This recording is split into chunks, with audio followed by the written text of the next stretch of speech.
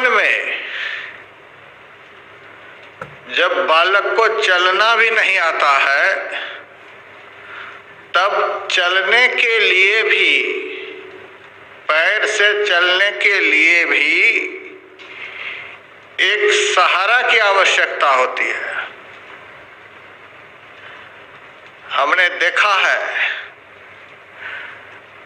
एक लकड़ी की गाड़ी बना दी जाती है, एक रबड़ की गाड़ी बना दी जाती है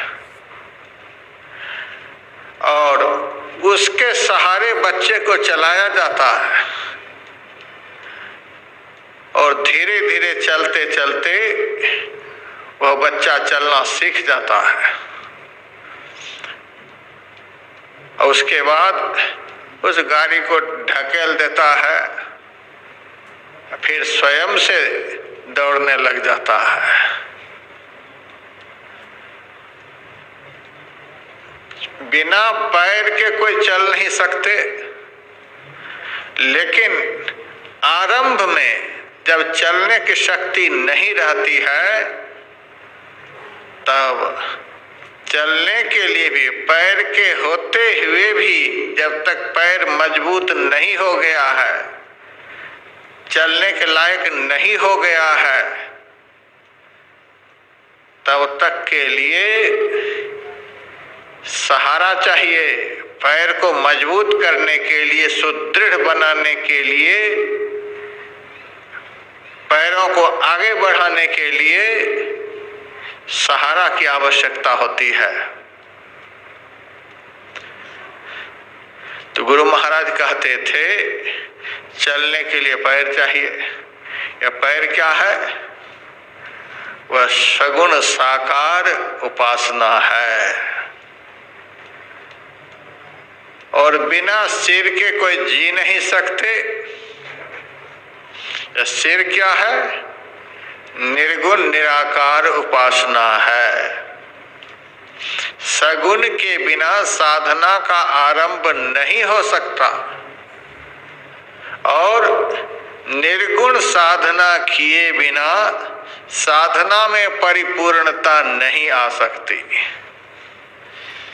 तो साधना को आरंभ भी कर देना है और साधना में पूर्ण भी होना है।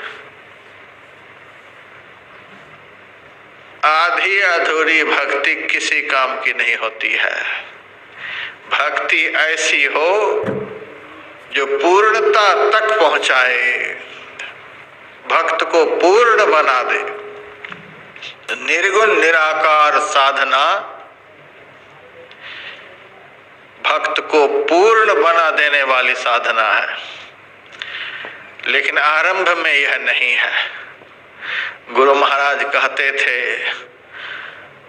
हम लोग बहुत दिनों के बाद बढ़िया से संत मत को समझ पाएंगे।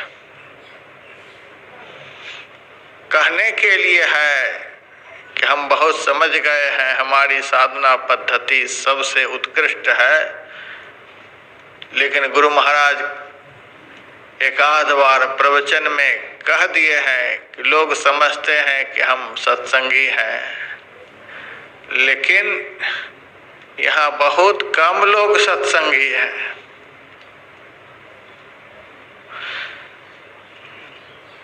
यदि इतने दिनों के प्रचार प्रसार में 5-7 लोग भी संत मत को अच्छी तरह से समझ गए होंगे तो मैं समझूंगा कि मेरा किया हुआ प्रचार सफल हो गया। संत मत का ज्ञान इतना कठिन है।